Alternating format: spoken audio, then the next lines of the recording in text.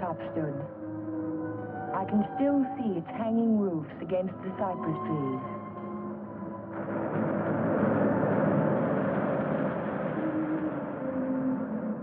But Hilltop is no more.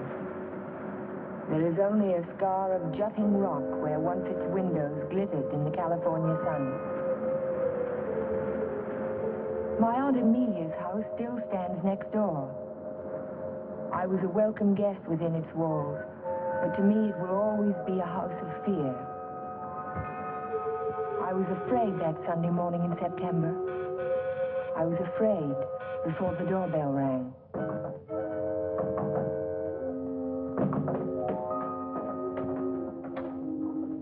Morning, Ellen. Good morning. Hello, Amelia. Where is he? Where's Cohalan? Jeff? Why, what's wrong? It's a wonder you weren't murdered in your bed. Dr. Hartley told me this morning I won't permit him to stay in this house another day. What is it, Major? What's the matter? It's all right. It's all right, Amelia. I'll handle this. Where's his room? It's there, Just leave this to me. I'll take care of Cohalan. Cohalan! Cohalan! Are you in there?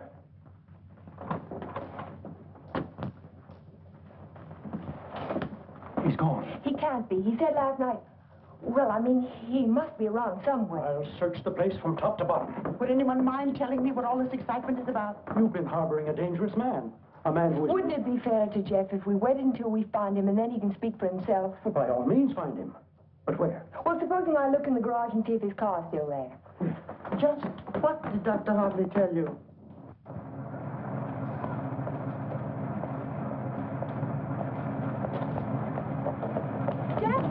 Jeff, are you in there? Jeff! Jeff, are you all right? Major Badger, hurry up! What's the trouble? What's the trouble? What's wrong? Jeff, I'm sitting in the motor. Oh, my.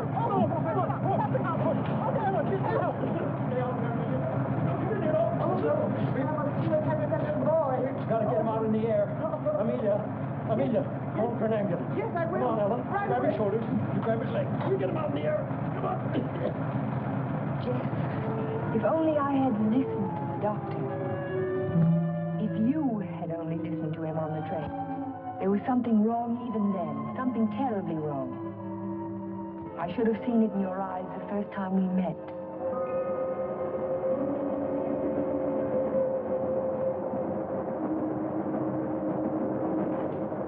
Well, hello, Jeff. Oh, hello, Doc. Patient in Los Angeles, or were you just doing the town? Oh, medical dinner at the Biltmore last night. What have you been up to?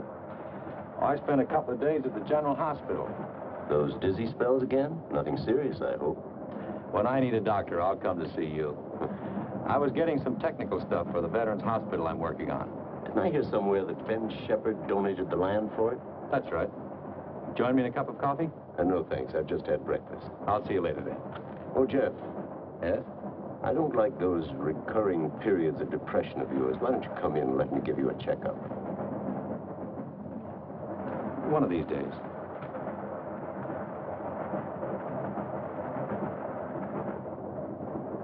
Morning, Elmer. Oh, good morning, sir. How about a little breakfast?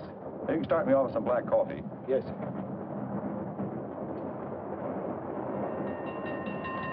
May I? Yes?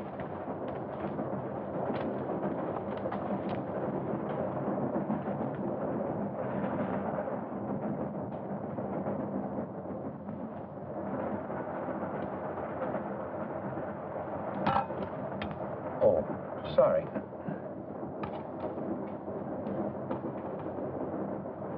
Go ahead, throw it. I've just saved the train from being wrecked. By throwing salt over your shoulder? Oh, by showing proper respect for the powers of darkness. Powers of darkness. What have we here? Disbeliever? Let's see what the tea leaves say about you. Your coffee, sir. Oh, thank you. There's a trick my grandmother taught me. She learned it from an old witch in Ireland. And so you've been drinking coffee ever since? That's beside the point. I see your name scribbled on the bottom of the cup. It starts with an L, doesn't it? It does not. Ah, but it does. The tea leaves never lie. I see it now. L-N. Your name is Ellen. Isn't it? Yes. You'll not be so quick to scoff now, will you? Now, let's see where you're from. I see a large body of water. Not so large as an ocean, but the next thing to it. What could that be? Lake Superior. It's the largest lake in America. And you're from Lake Superior? From Minnesota. Now we'll go into your destination. It's Pine Cliff, of course. You wouldn't be on this train. But where in Pine Cliff? I see here an old woman and the letter A. Now, let me see. The old woman is standing in the garden and she's talking to her neighbor. So you're going to the city, she says. And what train will you be coming back on? Saturday's train, he says. Then you'll have a pleasant companion, she says, for my niece Ellen is coming to visit me and she'll be on Saturday's train. You see, the tea leaves never lie. And neither do the tea bags. But how will I know her, I says to Amelia. Sure, now, she says, just look around the parlor car and the prettiest girl there, that'll be Ellen Foster. You're a real Irishman, aren't you? You've obviously kissed the blonde next door. Kissed it, she says. I wear it on my watch fob. And just from what part of Ireland do you come? Flatbush.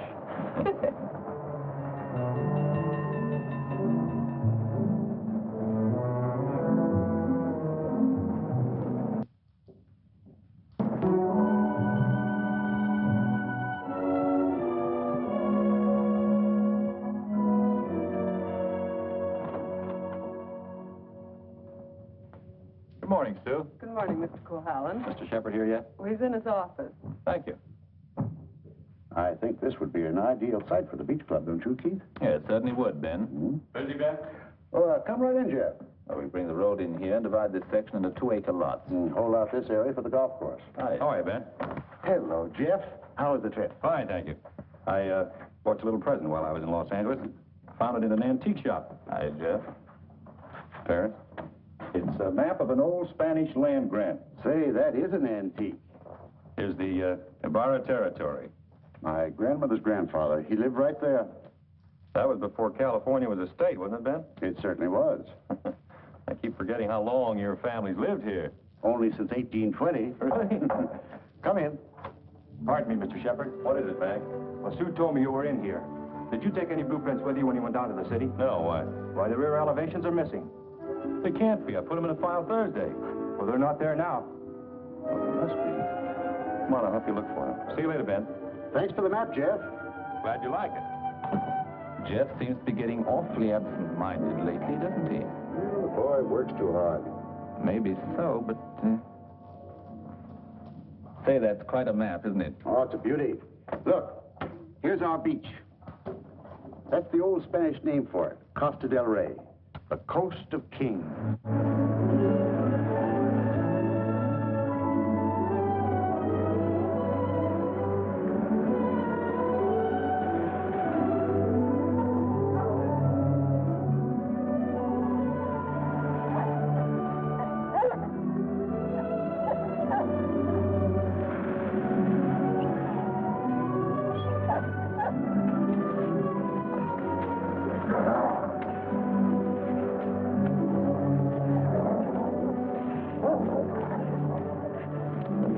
Down, mister, down. Don't be afraid of him. He won't hurt you. Well, I hope he didn't tear your coat. oh no, it's all right. I don't know what got into him. He never barks at people. He seemed to think I was an intruder. Oh, yes. Of course, that must be it. Is this a privacy? Oh, no. It's just that there was someone who used to sun here beside this rock. Well, I'll forgive him this time. I must say you own a very particular dog. I don't own him exactly. They own me. Shamrock and Mr. O'Grady. Mr. O'Grady? Isn't that an odd name for a German Shepherd? Well, it's Herr von Gradenstein on his papers. I translated.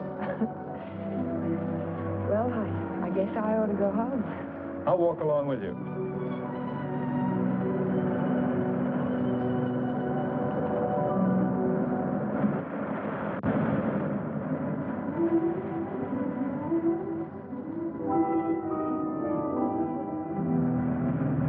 What an amazing house.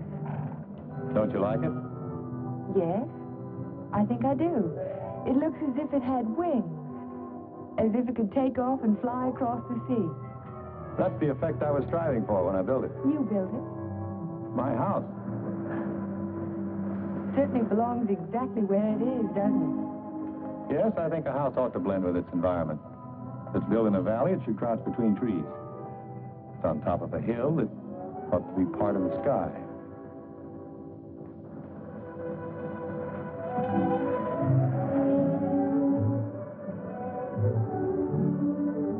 As soon as I put Shamrock up, I'll walk the rest of the way with you. Nice of you to insist. Isn't it? I'm beginning to like your house more and more. You can't take it all in at the first glance, can you? No, it's like some people that way, I guess. You have to know them a while. Like you, for instance? Yes, I suppose that's true of me, too. We don't have houses like that in Minnesota. Do you mind if I take a closer look at it? I thought you said you were late. Oh, another 10 minutes won't matter.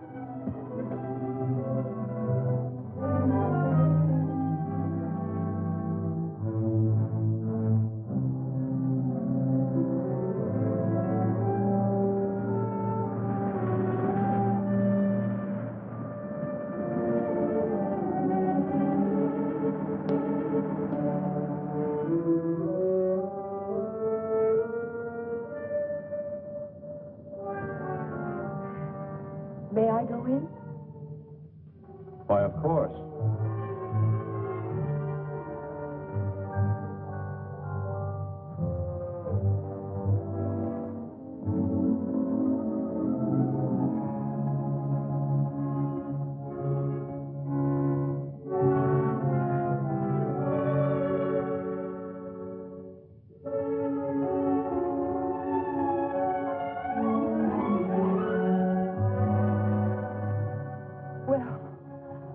I just don't know what to say.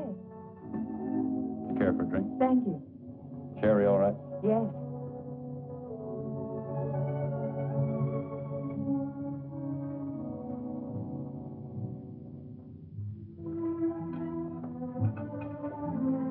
What an unusual picture. By Del Lopez, the Mexican modernist. Thank you. What's it called? Doesn't have a name. What does it suggest to you? Well, it's not real, but then it's not real either. It might be a garden in a dream. Might be. Or he dreamed of the girl who belonged in the garden. That's pretty good. And then she became more important than the garden, and perhaps that's why she's out of proportion. Perhaps she did. Perhaps that's why a woman gets out of proportion to a man. I really don't know anything about modern art. There isn't anything to know about it. It's like music. Its form doesn't have to copy nature to please the senses. Or does it? We were talking about art. I was talking about figures. Are you interested in figures? I have a Sivigliano. You have a what? Sivigliano, an Italian sculptor. I bought one of his porcelains with my first fee. You'd like to see it? Yes, I would. Where is it? Over by the window. Come on, I'll show it to you. This is my good luck charm. It's called Hotai, the Chinese goddess of chance. Sivigliano always...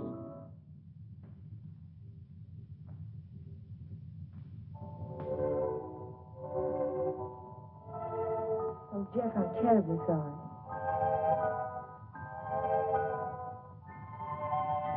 Can it be mended? No, it's beyond mending. Oh. Well, Aunt Amelia may be worrying about me. I suppose I should go home. Yes, I suppose you should.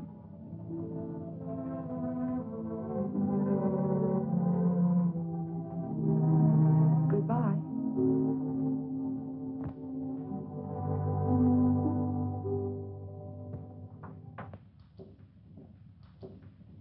Hello, Miss Foster. Is Aunt Amelia at home? I didn't see her go out. Ellen. Oh, hello, Aunt Amelia. Were you afraid I was lost? No, I was sure you could take care of yourself. But it was getting late, and I was afraid you'd forgotten about the dance at the country club tonight. Of course not. I just ran into Mr. Cohalan on the beach, and I stopped by his house for a glass of sherry. You were inside Hilltop? Why, yes. You don't disapprove, do you? After all, I'm a little old to need a chaperone. But no one's ever been inside Hilltop before. No one. Except Jeff. It's funny. He built it for his bride. Then there's a Mrs. Cohalan. No, Vivian was killed the night before the wedding. How awful. Aunt Amelia. Yes, dear. What was she like? Vivian, she was the most beautiful girl you ever laid your eyes on. She was Ben Shepherd's daughter. Ben Shepherd. Ben owns most of Pine Cliff. That's why it was such a perfect match. Jeff was a protege of his, more like a son. And when he fell in love with Vivian, Ben was delighted. Of course, he adored Vivian, especially after her mother. And I shouldn't talk about a mother. It was such a scandal. Poor Ben. Aunt Amelia, you said that Vivian Shepherd was killed. Was it? It was an accident. Jeff told Ben it was bad luck to have a party before the wedding, but Ben insisted. There were so many people there. Jeff and Vivian stole away in her car, and 5 minutes later she was dead in a collision at 12-Mile Drive. You never can tell what private tragedies people have had, can you? I mean, when you first meet them. He seemed so light-hearted on the train. He can be that way sometimes, and next minute he's strange. Like never inviting people into his home and never mentioning Vivian's name. I can tell you one thing, we've been pretty worried about Jeff, but the way he's been acting. Well, how would you expect him to act after a shock like that? Seeing the woman he loved killed right in front of his eyes? To wonder he didn't go out of his mind. Don't get so excited, dear. I'm sorry. And don't get too interested in Jeff Cohalan. There are other attractive men in Pine Cliff. Oh, men who aren't... Men who aren't what, Aunt Amelia? Well, after all, he has had a tragedy in his life, and it's only a year ago. Hadn't we better get dressed? Yes.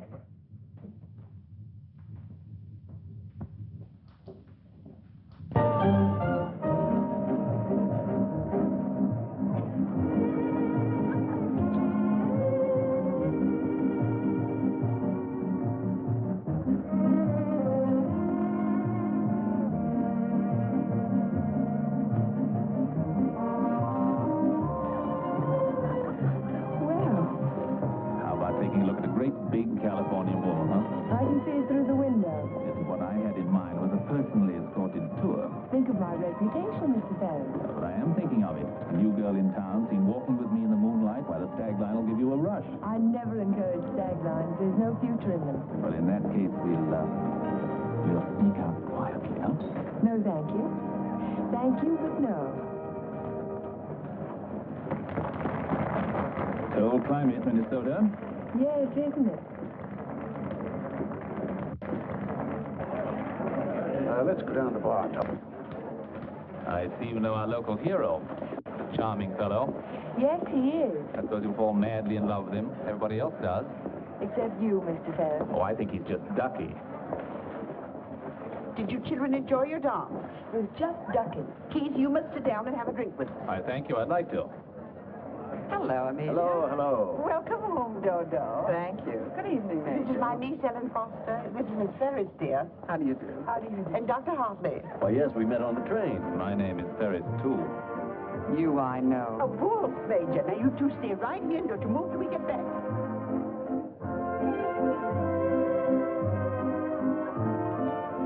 Miss Foster's the only dance I know is a waltz. Will you risk it with me? I'd love to, Dr. Hartley. And how were things at the separation center? Did you have a good time? Reno was delightful. I received my discharge papers yesterday. You'll get your copy in the mail. Well, that calls for a celebration, doesn't it? It certainly does. In that case, I'll take you down to the bar and buy you a drink. Oh, really? Oh, come now. We're civilized people, aren't we? Well, I guess it can't do any harm. You know, I think it ought to be a lot of fun, now that we're not married anymore.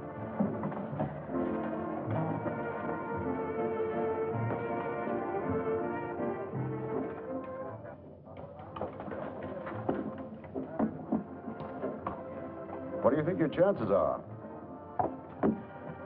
Ben, I built more hospitals in the South Pacific in 1 year than the average architect will see in a lifetime.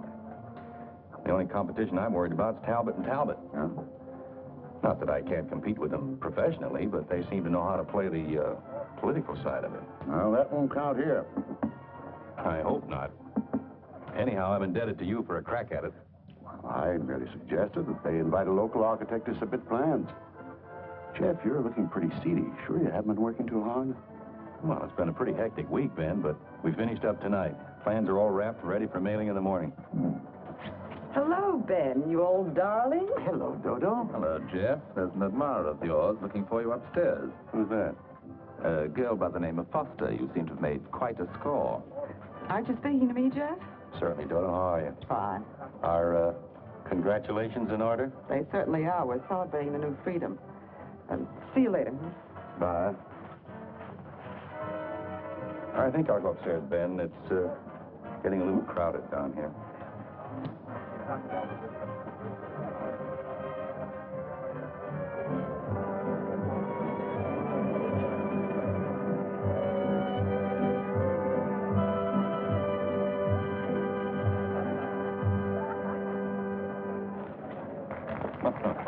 Too long? I'm completely exhausted.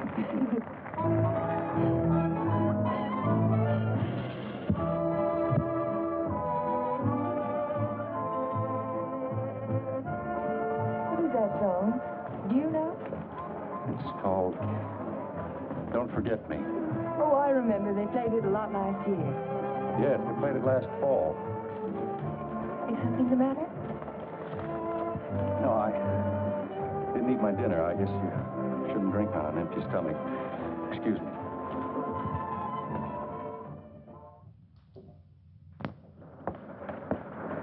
Here, Butch. Such a little animal, and yet he's got an appetite as big as mine. Well, Jeff doesn't answer. Oh, maybe he left early. But he looked so worried last night. Well, supposing he's ill and there's no one to take care of him. After all, dear Jeff's a big boy now. Oh, how nice. We're invited to Ben's fiesta next week. He gives one every year. I think I'll walk over and make sure he's all right. Who, Ben? Oh, you mean Jeff?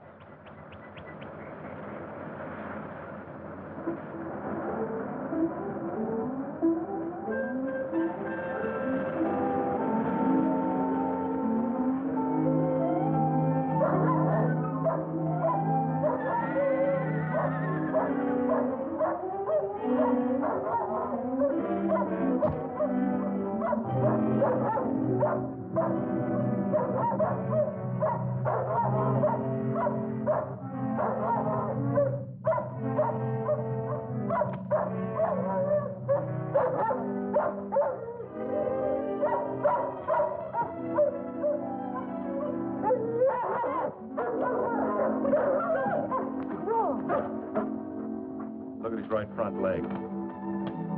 It's shattered. Oh, Shamrock. I hate to have to destroy him. How did it happen? I don't know. I don't know how it could have happened. You better wait for me outside.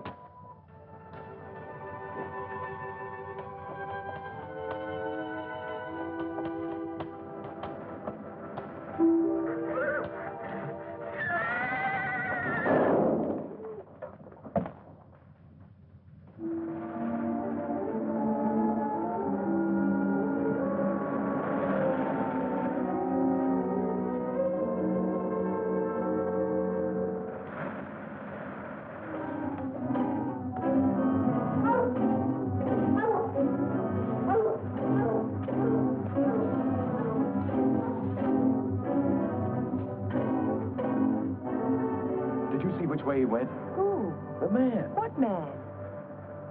He was hiding in the bushes. Didn't you see him? No. I only saw some branches move, that's all.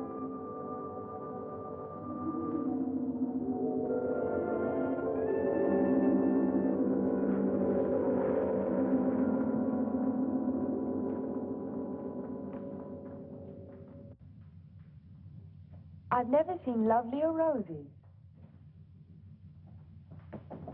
What are they called? Matador, I believe. They grow on the bush out on the terrace. Matador? Of course, after the color of the bullfighter's cape. Or the bull's blood. Jeff, I'm so sorry about Shamrock.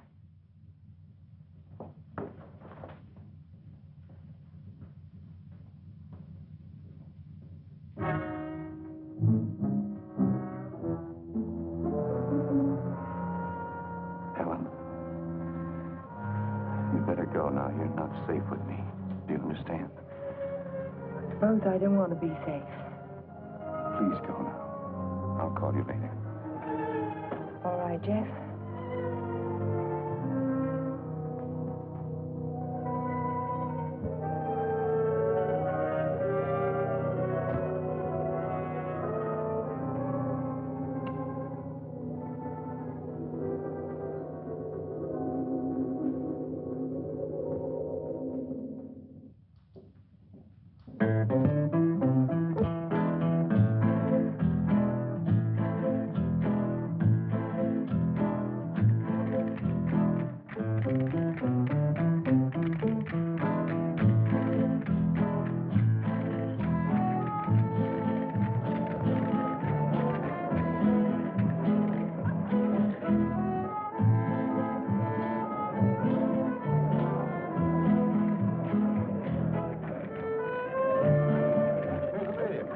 Hello, everybody.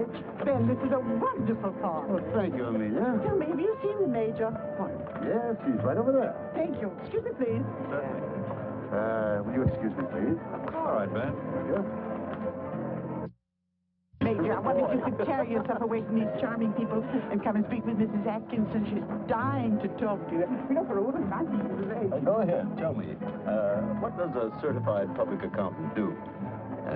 Especially a pretty certified public accountant. I compile actuarial tables for an accident insurance company. What are the odds against a man fracturing his arm? That sort of thing. Oh, what are the odds? 90 to 1 that you won't break your arm this year. Well, that's good. But if you do, it's 2 to 1 that it'll be the right arm. Or have you noticed that in your practice? No. What I've noticed is that my patients have all their fractures just when I'm ready to sit down to dinner.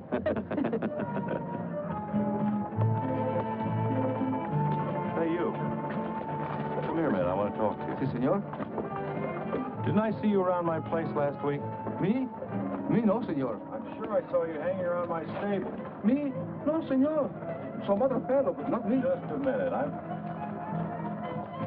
All right, go ahead.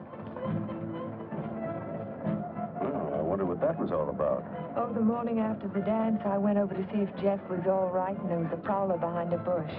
Did you see him yourself? No, but Jeff did. Oh. Cigarette? Thank you. Did you ever compile any figures on the incidence of mental diseases for your insurance company? No, they weren't on our list. Interesting subject. Who's sane and who isn't? Hard to tell sometimes. Do you know anything about paranoia? It's a form of hallucination, isn't it? Delusions of persecution. Starts with an inability to withstand stresses. Normal person experiences misfortune, throws it off sooner or later. But if a person is psychotic to begin with, he may start to imagine things. He might even begin to imagine there's a conspiracy against him. That's when he gets dangerous. Do you have a specific case in mind, Doctor, a person that you're treating? No, it's out of my field. I'm a general practitioner, not a psychiatrist. Senor Doctor. Yes. Lady call on telephone, very sick. You come right away? Did you get the address? Si, senor. Oh, thank you. Forgive me, please. Of course.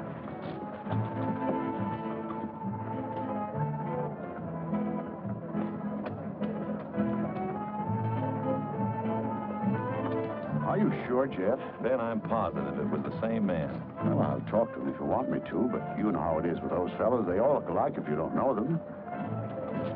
Maybe you're right, Ben. So the guy gets up and he says, Keith, you take a powder. Oh, the guy was bigger than I. What can I do? same thing happened to me, only he wasn't so tall. Oh, I remember all too well. For that evening. Excuse me, honey. I'll be back in a while. Certainly. Because the rest of the committee feel that a local architect should have the job. Ben, may I see you a moment? Surely. Excuse me, Jeff. Certainly.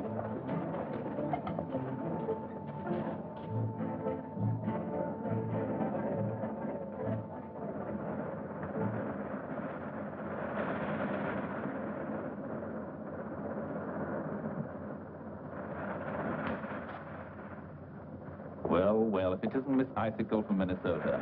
Good evening, Mr. Ferris. Call me Keith. It was nice of you to find this secluded spot. Are you always this way when you've been drinking? Now, this Miss Prim and Proper business didn't fool me for a minute. I spotted you the first night. Don't. You don't have to pretend, honey. Just relax and enjoy it. Stop it. You kidding?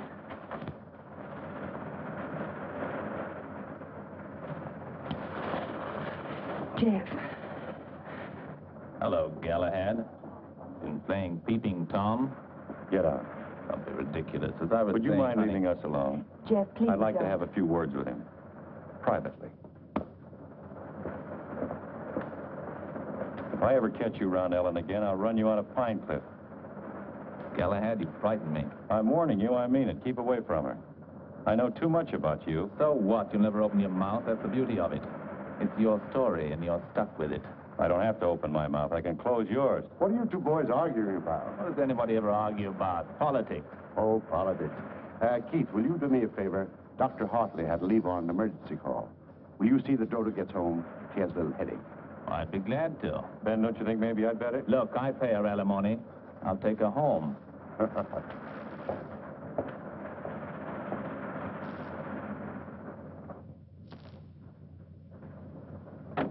It was a lovely, lovely party, darling. I'm glad you enjoyed it. You're sure I can trust you to take her straight home? Oh, the car knows the way, Ben, all by itself. Good night, then. Oh, Ben. Yes? It might be a good idea to keep an eye on Jeff tonight. See that he doesn't drink anymore. He was getting a little out of control. Thanks, Keith. I'll watch him. Good night.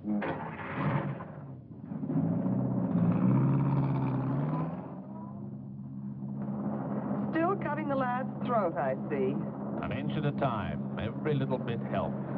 Help what? Or is it just pure meanness on your part? Don't be stupid. Ben hasn't any heirs, has he? All that money and not even a second cousin. Suppose he should take a notion to leave it all to Cohalan. Where would I be? Out in my ear the day after the will was filed. Well, you don't think he's going to leave it to you, do you? No. No, I'm voting for charity, with Keith Ferris as administrator of the estate. What would you think of a Vivian Shepherd Foundation for something or other? That turns even my stomach. You were in the cavalry, weren't you, Major? Well, I'd like to ask you a question. Can a horse break its leg in its own stall? What's that? You think it's a chance in a million? No, I was just computing the odds on an accident that happened last week. Well, thank you very much for the information, Major. Good night.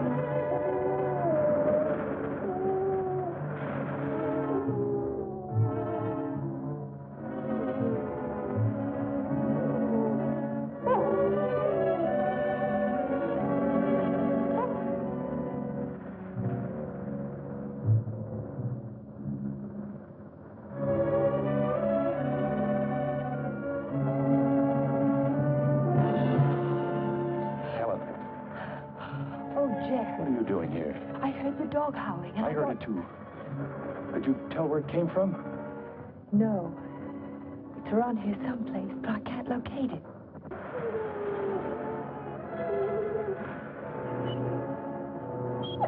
Jeff, listen.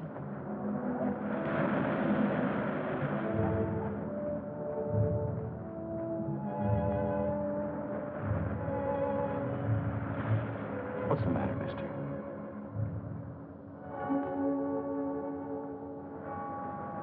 He's gone. Oh, Jeff.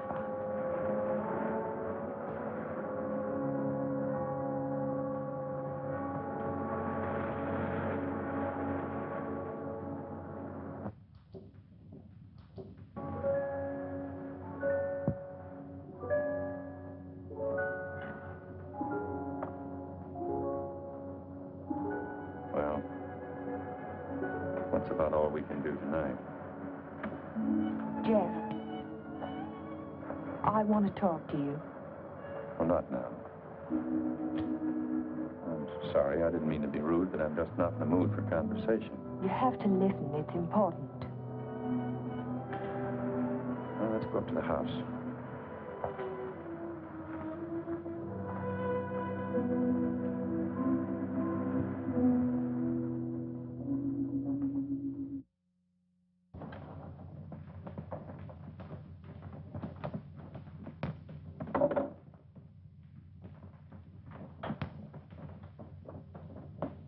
All right, let's have it.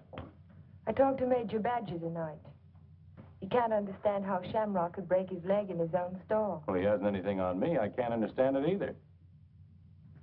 Unless it's bad luck. Don't call it luck, Jeff. What would you call it? I'm not sure.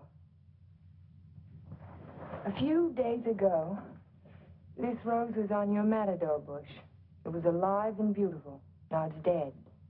Was that bad luck, or was it cause and effect? You picked it, so it died. I didn't pick it. The whole bush died overnight for no reason. There must be a reason. There's always a reason for everything. Is there? Maybe you can give me a reason for this. Take a good look at it. It looks different.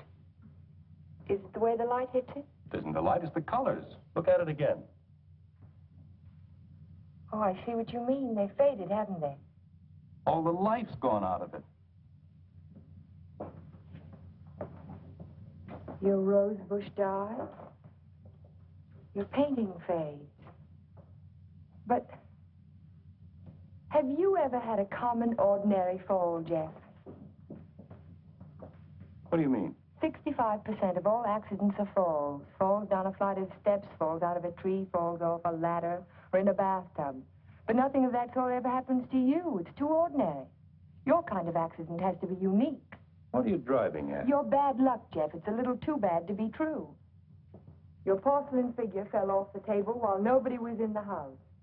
Shamrock broke his leg while he was in his own stall. Now your picture fades. It's too bizarre, Jeff. The impossible can happen, but not over and over again. Are you trying to tell me they didn't happen? No, they happened all right, but it wasn't luck.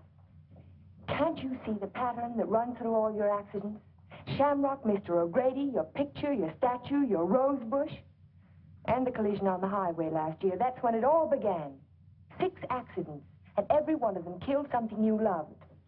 Do you know what the mathematical odds are against a run like that? 1 billion to 1. Are you telling me they weren't accidents at all? No, I'm only trying to tell you that lightning can strike twice in the same place, Jeff, but not 6 times.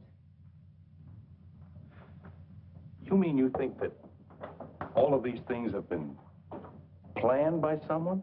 Someone who hates you, who's trying to destroy you. Who could it be, Jeff?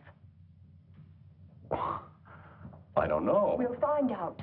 We'll go back to the beginning, the night that Vivian was killed. We'll talk to the policeman who reported the accident. We'll find the garage they took the car to. We'll ask 1,000 questions about the accident and about Vivian. Ellen. We'll start tomorrow morning. We'll look for witnesses. Ellen, wait a minute. Perhaps the ambulance driver will remember something. I'll find him and I'll talk to him. You won't talk to anyone. Well, why? Why won't I? Because I don't want you to. But, Jeff... Listen to me. I don't want you asking questions. I don't want you investigating anything. This is my affair. I'll handle it my own way. I was only trying to help you. Well, now you've let me know where I stand. You don't want any help from me. All right, then, do it your own way. Ellen, listen to me. Just don't let any black cats cross your path. And if you see a horseshoe, pick it up and spit on it and throw it over your shoulder. That ought to take care of everything. Ellen.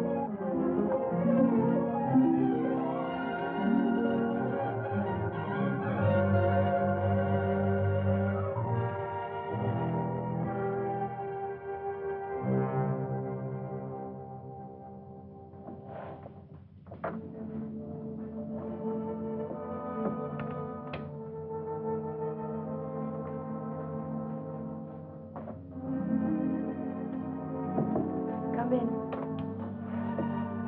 Hello, Aunt Amelia. You didn't tell me good night, dear. I'm sorry. Is anything wrong? No, there isn't anything wrong. There isn't anything right either. I saw you come home. You were at Jeff's again, weren't you? Yes. I don't want you to think I'm an old busybody, but I'm all the family that you have, and it would help you to talk to someone. What is there to talk about? He doesn't love me, he never will. He's in love with a memory. I tried to warn you to be sensible. Sensible. I love him. I've got to help him if I can, whether he likes it or not. I know. Good night, dear. Good night, Aunt Amelia.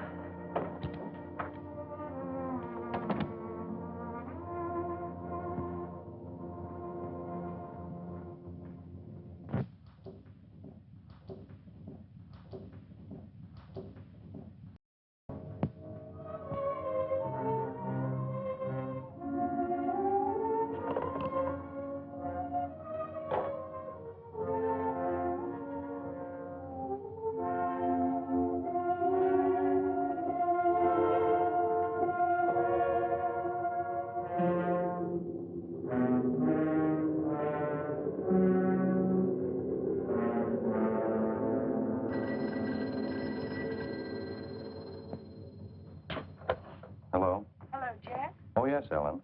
I've taken your painting to an art shop. You did what? I found out some very important information. If you come over tonight, I'll tell it to you. No, I can't tell you now. Look, I thought you understood I was going to handle this in my own way. Don't argue, Jeff. Just come on over. Goodbye.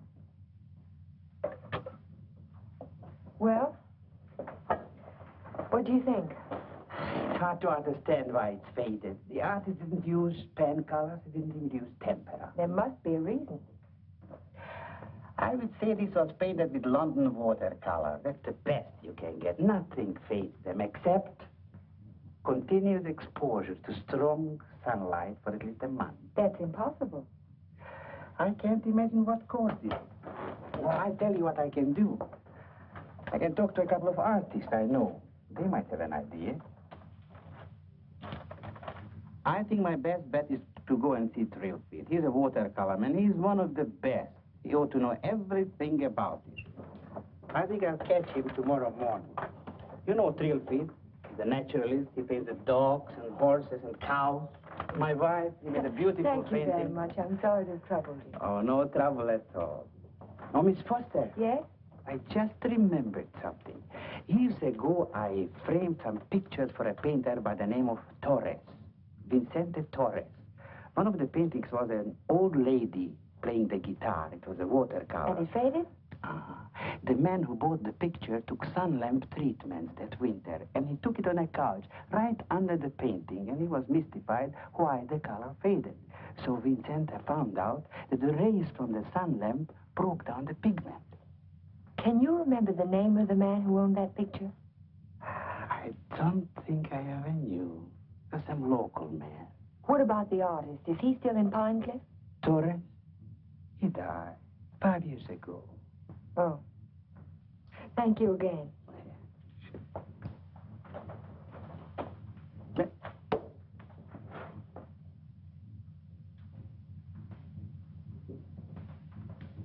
Very strange.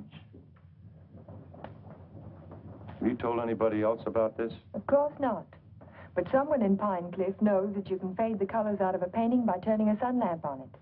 If we can find out who owns that picture, Jeff, the portrait of the old woman with the guitar... What would it prove? The If somebody wants to destroy a painting, there must be 100 easier ways of doing it. That's not all. Read this.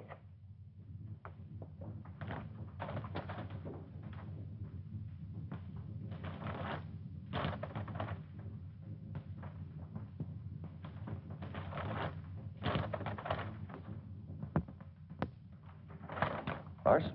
In the soil underneath the matador bush, I dug it out this morning. Enough arsenic to burn out the whole root system. It didn't get there by accident, Jeff. Someone put it there. Someone who knows how to poison a rose bush. Or a dog. Or a man's life. Would you really like to help me? You know I would. Then forget it. Forget the whole thing. But there was poison in the root system. The chemist told me. You never saw the chemist. You never heard of a portrait of an old woman with a guitar. Do you understand? No. No, I don't understand. Jeff! Jeff! Your house. Look out the window. I saw it from upstairs. What? It's burning.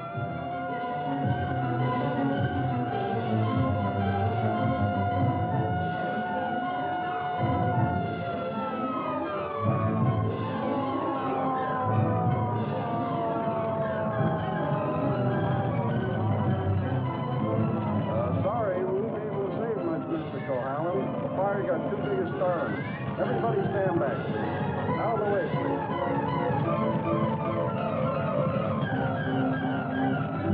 Hello, Jeff. A lovely fire, isn't it?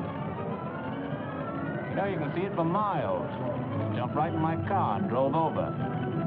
Wouldn't have missed it for anything.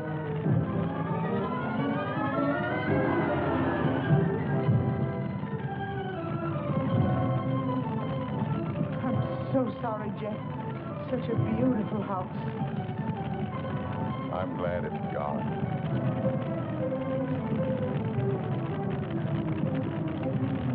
Be sure to tell Jeff that he's welcome to come and stay with us as long as he likes.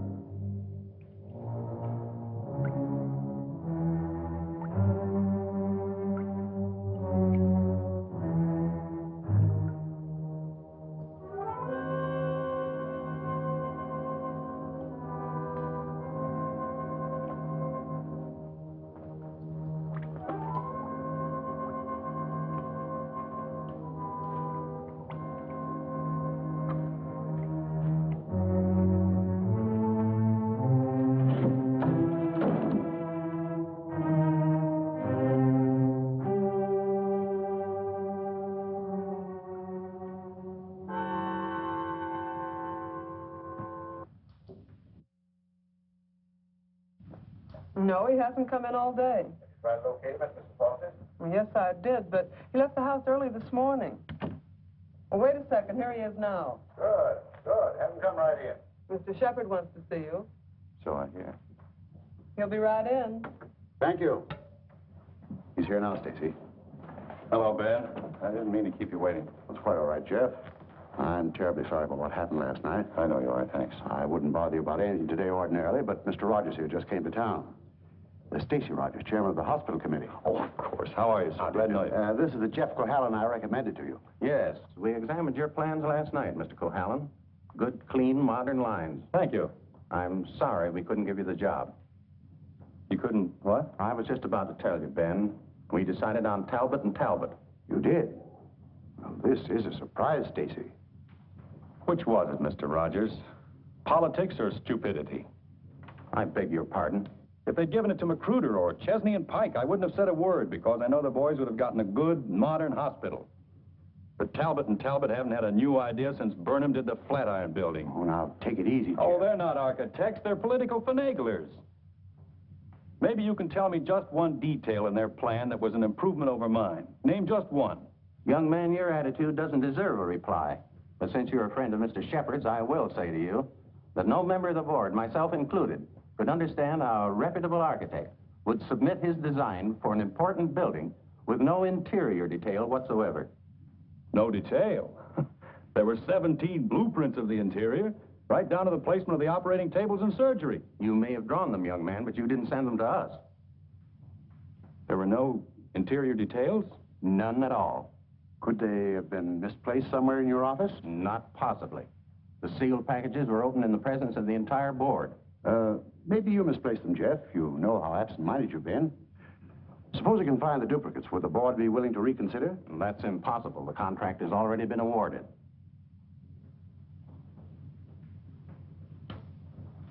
Well, this is quite a shock, Stacy. I felt sure that Cohalan would get this job. Oh, I'm sorry, Ben, but you understand my position. Jeff, you weren't going home without me, were you? Without you? You told me to drop in at 5:30 and you'd drive me home. Do you remember? I'm not going home now. Was anything wrong? Everything's wrong. Come on, let's get out of here.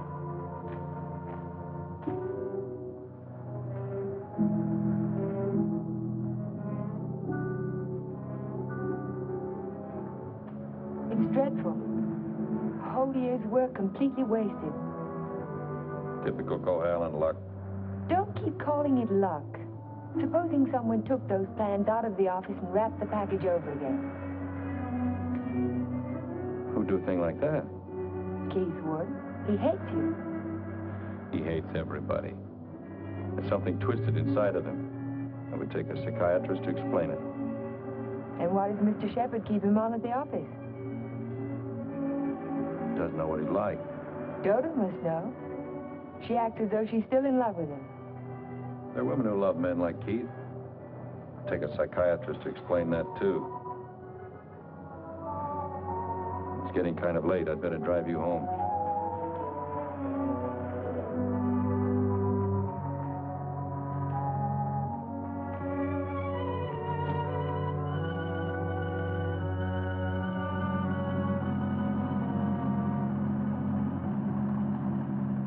Isn't this near where... What'd you say? Nothing. Drive faster, will you, Jeff? I want to feel the wind in my face. All right.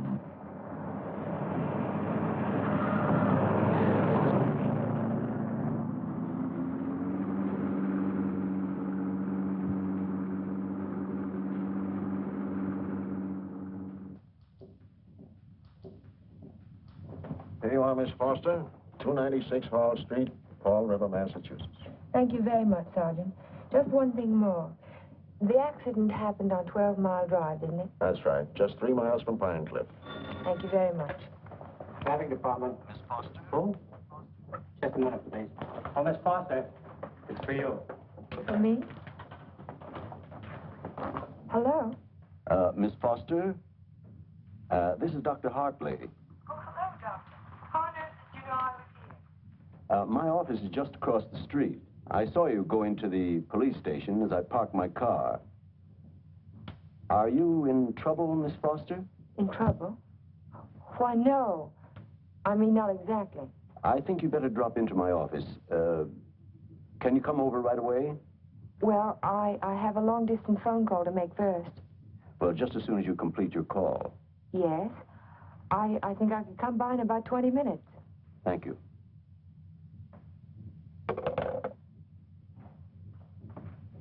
Thank you, Sergeant. It's all right. Miss Foster. Hello, Dr. Hartley. Come in. Come in. I was startled when you telephoned me at the police station. Well, I'm very glad I spotted you when I did. Why did you ask me if I was in trouble? Well, the fact is, I'm in rather an awkward position. But your aunt is getting along in years, and I didn't want to disturb her unduly, so I thought it best to discuss this matter with you. Sit down, sit down. Thank you. Yes, Doctor? Since I'm your aunt's physician, I feel it's my duty to inform you that she isn't safe. That neither one of you is safe, for that matter. So I wanted to get your permission to speak to your house guest, to ask him to move to a hotel. But I don't understand. What has that to do with my aunt's safety? Yes, I was afraid you'd ask me that. The fact is, you're forcing me to take an unethical action. The man isn't my patient, and even if he were... Whatever it is you're trying to say, Doctor, why don't you just go ahead and say it? Yes, you're quite correct. I'll come to the point. Let me say that I believe your house guest, Mr. Cohalan, is definitely paranoiac. He seems to have all the obvious symptoms of delusions of persecution. If that's true, then you and your aunt are in a hazardous position. Two helpless women in the same house with a man who may become dangerous at any moment. We can't allow it. May I ask you a question, Doctor? Certainly. You speak of delusions of persecution, but... Oh, a delusion is imaginary, a thing that never happened. That's right. But Jeff's dog was poisoned. His house was burned down. That was no delusion. I saw it myself. Did you see the gasoline can? Gasoline can? The gasoline can the police found in the ruins of Hilltop. It was an unusual type of container. Only one store in Pine Cliff sells them. And that store sold such a can to Jeff last Monday. How do you know? The chief of police told me so this morning. But I don't see how. And that isn't all. The body of the dog was disinterred. He died of arsenic poisoning. 2 days after his master bought a package of weed out. Are you trying to tell me that Jeff burned down his own house, that he poisoned his own dog? That's impossible. No man in his right mind... Exactly. No man in his right mind. But why? Why would he do a thing like that? Listen. Listen to this.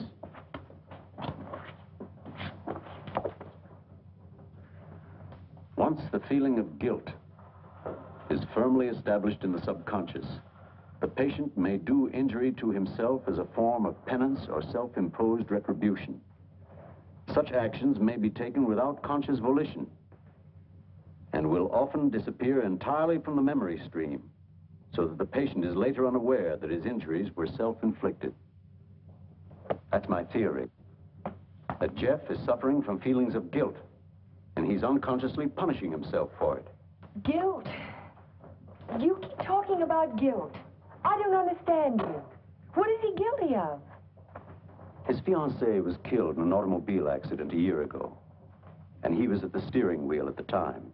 It would be an unusual man who didn't reproach himself under those circumstances, even if he was blameless. And if he thought he was responsible for the death of the woman he loved, if the thought began to prey on his mind, it's rather an obvious theory, isn't it? Yes. Then I have your permission to speak to him. I'll be as tactful as possible. No, not yet. Not until Friday. Friday? I've got to have time to think about it. I'll be very careful, but promise me you won't speak to him yet.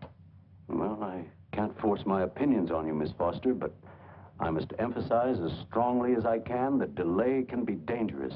Extremely dangerous. I'll be very, very careful, Dr. Hartley. I hope you will, Miss Foster. Thank you.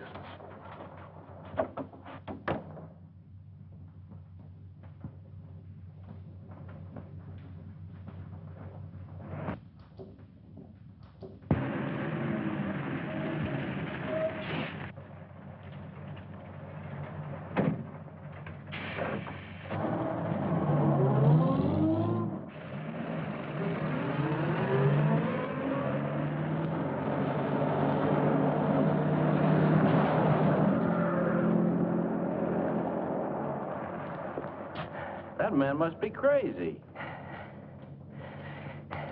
Thank you very much.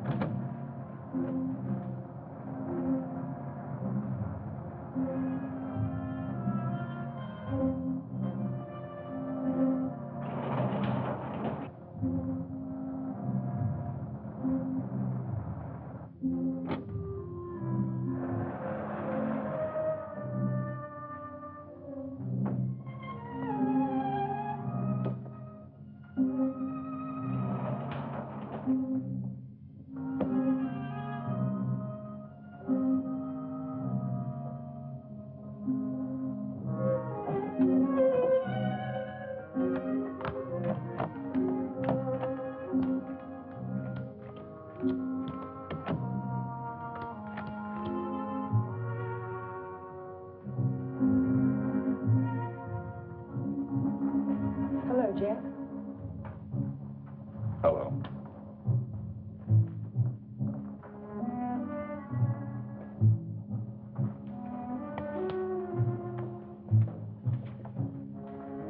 Jack of spades. Is that bad luck? Like a black cat? A dead man's card. Oh? Is there a card for a dead woman? The queen of spades.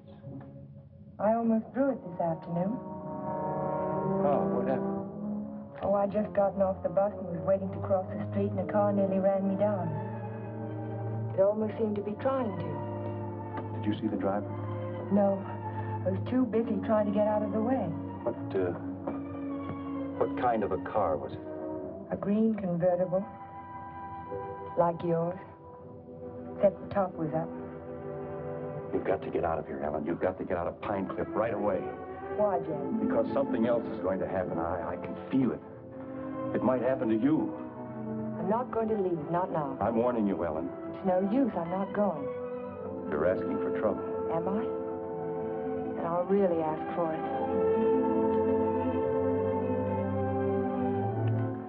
Watch yourself closely. Watch yourself every minute. Don't trust anybody. Not even you? Not even me. Well, I think I'll go to bed now. Major Badger said he'd come by in the morning and take us to church. You won't forget what I said. You be careful. I'll be careful.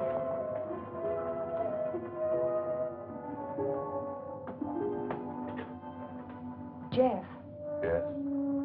How long have you known Dr. Hartley? For years, ever since I came to Pine Cliff. Has there ever been any bad feeling between you? No, why should there be? Well, he thinks that the shock of Vivian's death might have affected your mind. He thinks that you might be paranoiac. But you don't think so, do you? No. I don't think so. Good. Good night, Jeff. Good night, Ellen.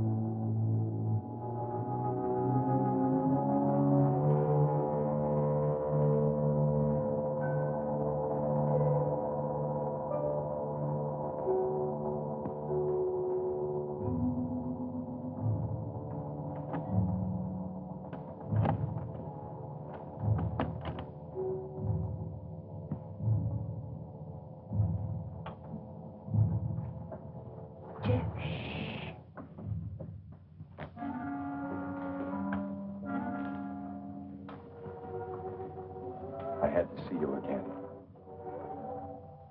I wanted you to have this. Don't be afraid to use it if you have to. I want you to wait for me tomorrow morning.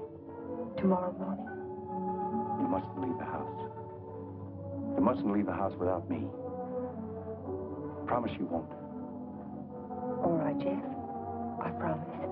You won't forget when Major Badger arrives? No, I won't forget. Good girl. Good night.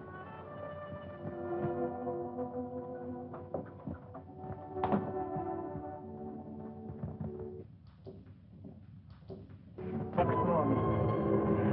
I can still smell the fumes of the gasoline as we pulled his body from the car. But somehow it didn't quite ring true. I couldn't believe that Jeff would try to kill himself. No suicide note was found, but the local architect was discovered in the Foster garage with the door closed and his car motor running. He was immediately removed to City Hospital, where latest reports from Dr. Raymond Hartley advised that Cohalan is now definitely out of danger. On the national scene, Congress resumed its discussion of the Morse-Conlon bill today. Labor spokesmen have announced that they will request an amendment guaranteeing... I'd like some more coffee, nurse. With cream and sugar? How did you get by the no visitors sign? I walked right straight past it to ask you a question. Oh, you did? Well, suppose you walk right straight past it again, going the other way. Not till you've answered my question. Would you rather I rang for a nurse? Oh, you weren't that way on Saturday night when you needed me. I made you a promise then and I kept it. Now I think you owe me the answer to one question. Just one. Well, I won't ask you why you came to my room that night. I know the answer to that one. Oh, you do? Certainly. You wanted to make sure that I'd find you on Sunday morning before the motor ran too long. You probably didn't start it until after the major rang the doorbell. You don't miss much, do you? You counted on that, too. You knew that when we couldn't find you in your room, I'd think of looking in the garage, no thank you, to see if your car was still there. You have all the answers, haven't you? All except one. Why did you fill those buckets with gasoline? Fill a bucket? Oh, you saw that, too? Yes. I wasn't filling buckets. I was draining the gas tank. So if you didn't show up in time, the motor would stop running as soon as the gas in the carburetor was gone. But why? Why did you do it? You had your question. Don't be technical. Why did you pretend to commit suicide? When that car almost ran you down Saturday morning, you don't think that was an accident, do you? I couldn't get you to leave town, so I had to give him a different target. Different target? Me. Man doesn't kill my rose bush and my horse and my dog and then stop there. He must want to kill me. I can't wait any longer, not while strange automobiles are trying to run you down on the highway. I've got to force his hand now. I want him to think that it's safe to take a shot at me. Don't you understand? Not quite. I've tried to commit suicide, haven't I? It was on the radio. It says so right here. So what if somebody takes a shot at me now and leaves the gun in my hand? It's an open and shut case, isn't it? The police wouldn't even investigate. So he's free to kill me now if he can. Doesn't have to hit around the edges anymore. But keep away from me. Don't stand too close to the target. Is that why you wanted me to leave Pine Cliff? That's why I want you to go home now and stay there. Lock the doors from the inside. If you have any visitors, don't let Aunt Amelia out of your sight. Don't trust anyone. Where will you be if I want to find you? I don't know, but I have to get out of here. I can't wait for him to make the next move. I've got to get out and go after him. You say the exhibit was in 1939? The summer of 39. I ought to have that catalog somewhere.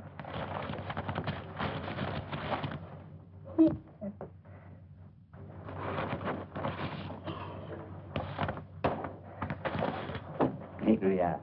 And there's a list of all of the exhibitors in here? The back of the book. Practically every artist who might have known Torres. Oh, yes. This is perfect. Exactly what I was looking for. Thank you. Good afternoon. Yes? Are you Mr. Strabini? Strabini? Yes, that's me. Did you ever know an artist by the name of Vincente Torres? Vincente Torres? Yes. No.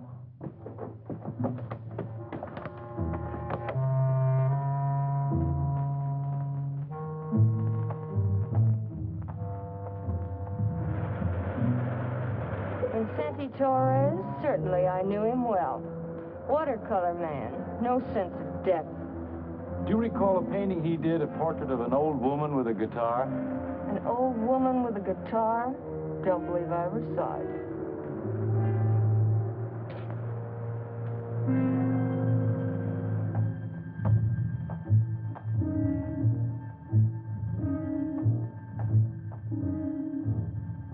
The old woman with the guitar?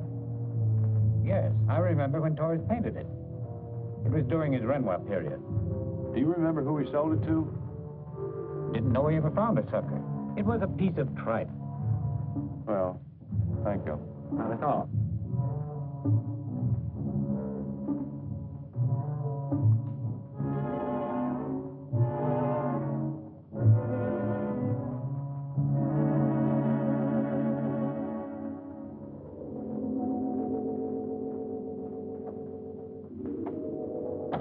Why, Mr. Cohalan, Hello, Sue. you had a few phone calls. Anything important? I don't think so. A man named Carter called. Said he was a friend of an artist that you knew. The name sounded like Boris. Was it Torres? It could be. Did he leave a number? No. He said he'd call back around 6. What's after that now? When Mr. Shepard's anxious to see you. He's still in the office. Okay. Shepard Estate? Oh, yes, just a minute. Mr. Carter. Hello? Yes, that's the man, Vincente Torres. Do you remember a watercolor he painted, a portrait of an old woman with a guitar? You do? Do you remember who bought it? You're absolutely certain? Oh, thank you.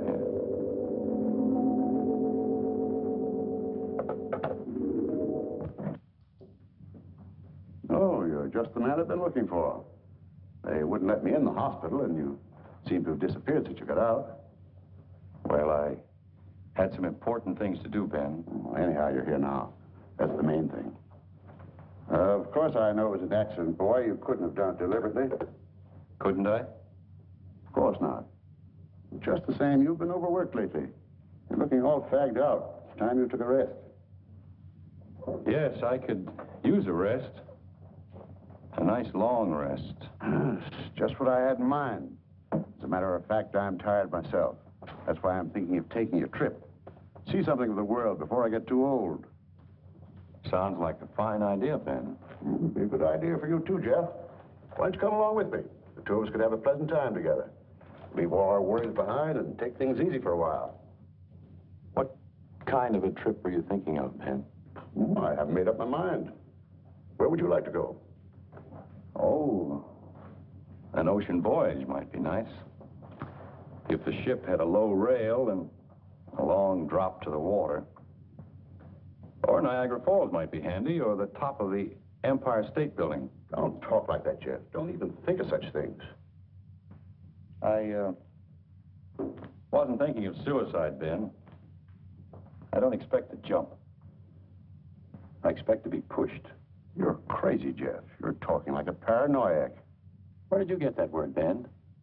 Did you read it in a book, complete with all the symptoms? I'm only trying to help you, but if you're going to take this... Sit down, Ben. Sit down and listen. You had all the tools to work with, didn't you? Your ranch hands who think you're a king will do anything you tell them to. I was out your place yesterday, Ben, looking for Pedro. They told me he didn't work for you anymore, hadn't since the day after my house burned down. You let him go, didn't you? After he'd done his job. I'm beginning to think the doctor's right. I'm beginning to believe you do have delusions of persecution. Paranoia, Ben. You learned the word. Use it. When did you first plant the idea in Hartley's mind? Did you say, I'm a little worried about Jeff? And tap your finger on your forehead? Jeff, I'm not going to talk to you any longer. You're not in your right. Not while you're in your present mood. I wouldn't do that if I were you. You haven't answered my questions, Ben. Are they too difficult? Let's see if you can answer an easy one. Whatever happened to that painting that used to hang in your living room, the portrait of an old woman with a guitar? Wasn't in the living room. It was in my study. Why? When'd you get rid of it, Ben? After it faded? After you found out what a sun lamp can do to a watercolor? Do you want to know who put me on your trail? You did yourself. When you tried to convince me I couldn't trust my memory anymore. I hate to say this, Jeff, but you can't trust your mind anymore. Can't I? I made a written list the night I wrapped the hospital plans to make sure nothing was left out. And 17 blueprints were missing when the package was opened by the state board.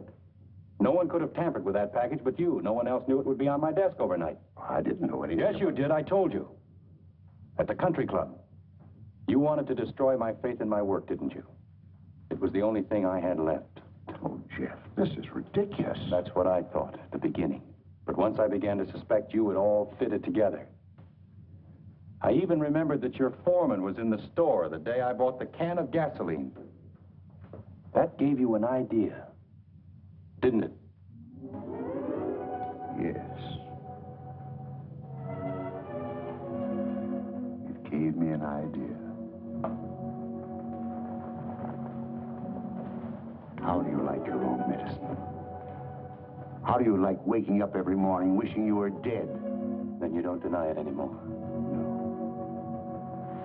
No. I'm glad you found out. Because you can't do anything about it. Go tell somebody I poisoned your dog. Go say I burned down your house. You know what they'll think, don't you? They'll think you're crazy. I don't care about the others. It's what you think that's important. You've been like a father to me, Ben. In a funny kind of way, you still are. What made you change? What made you start to hate me? Was it Vivian? You killed her. I did everything for you that one man can do for another. And how did you repay me? You murdered her. Not murder, Ben. Not murder. A drunken man at the wheel of an automobile. What is he if he isn't a murderer? Go in there. Can't go in there. No. Ellen, what are you doing? Jeff. Mr. Shepard, this is Mr. Nelson of Fall River, Massachusetts. Last year, he was driving through California, and when he reached Pine Cliff, he had an accident on 12 Mile Drive. Is this the man who was driving the car in which the girl was killed? Well, you said not to say anything when you paid my damages. Go ahead, answer. No. No, it wasn't. It was that fella back there.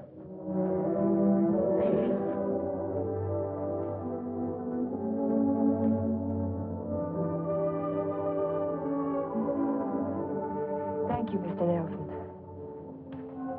I tried to keep it from you, Ben. At the party you gave the night before Vivian and I were to be married, I don't know whether you remember or not, I said something to you about the room being a little stuffy. I wanted to go outside for some air. I was really looking for Vivian.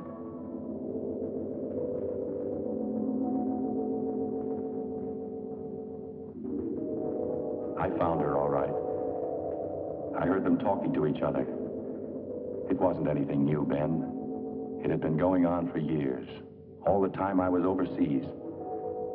He was telling her why he'd never marry her. He couldn't. Dodo wouldn't give him a divorce. So she said, we'll run away without a divorce.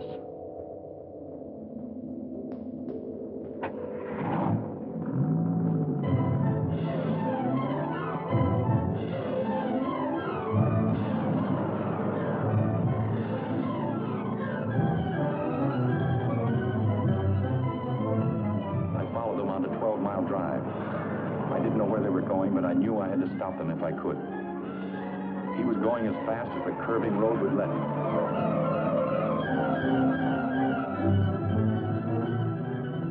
I tried to catch him, but he was driving like a madman. We were coming to the fort where 12 Mile Drive meets the highway. I saw a car approaching on the main road. Ferris didn't see the other car. I knew what was coming, but there was nothing I could do to stop it.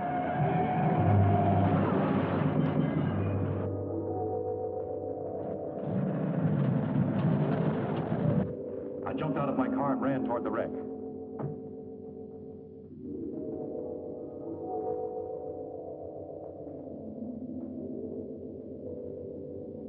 He said, do something for her. But there was nothing anyone could do for Vivian. There was only one thing left to do for anybody. I told him to take my car and get away from there. I didn't want you to find out how she died, Ben, or what she was really like.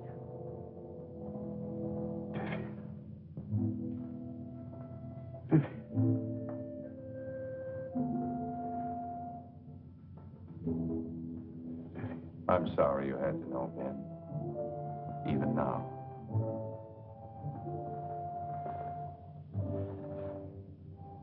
Vivian, I always gave you everything you wanted from the time you were a little girl. You were all I had after your mother ran away. She was no good. I never told you that, did I?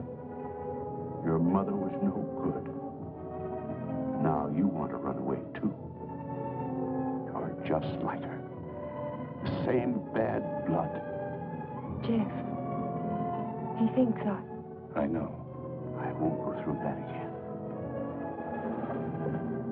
I'll kill you first. I'll kill both of us. My shoulder. Ben, put down that gun. Put it down. She ran away. She ran away from me. Go, Dr. Hartley. Well, you finally fixed me with the old man, didn't you? Never get any of his money now. He's as nutty as a squirrel. Now get out of here. Get out of Pine Cliff. If I ever see you again, I'll kill you. Dr. Hartley, this is Ellen Foster. Will you come over to Mr. Shepard's office right away?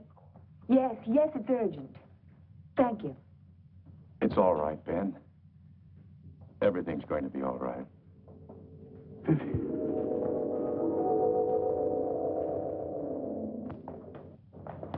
Well, Doctor, will he live? He's healing beautifully.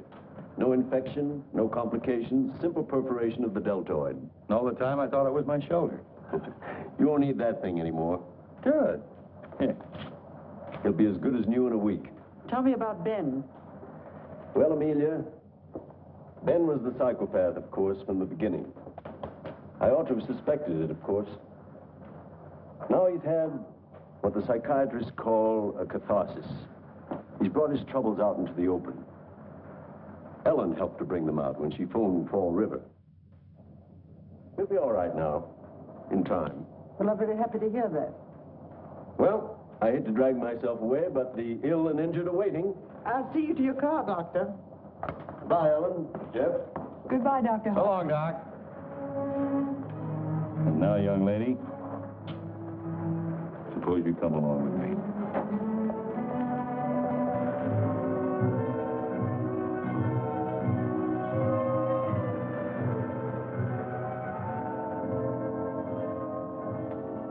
Ellen. Yes, Jeff? There's something I've been wanting to ask you. Yes, Jeff? How in the world did you ever find that fellow from Fall River? Oh, I found him in the traffic accident records at the police station. What made you think of him? The way you drove your car on 12 Mile Drive the other night. You could never have driven so recklessly with me if you'd been at the wheel when Vivian was killed. Not on the same road in the same place at the same time of night. You're pretty smart, aren't you? No. Yes, you are. You're very smart. No, I'm not. Oh, yes, you are. No, because I thought that you loved her. I thought you loved her all the time. I never really loved anyone. But you.